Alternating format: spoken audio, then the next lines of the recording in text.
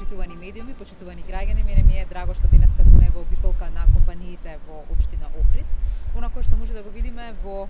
компанијата која што сме во моментот во посета, дека едноставно индустријското производство е во добар подем и точно како што покажуваат бројките, така и самите сопственици на компаниите, директорите зборуваат дека навистина со инвестициите од страна на владата и со финансиската поддршка која што се даваше во изминатите 2,5 години, тие имаат поголем мотив да инвестираат и да се развиваат. Секако дека дел од она кое што и наша обврска е обезбедување на квалитетен кадар и на тоа се работи преку пилотирање или тестирање на моделот за усогласување на пазар на труд помеѓу понуда и побарувачка, но дополнително повеќе од 100 милиони евра се вложени само во како инекција во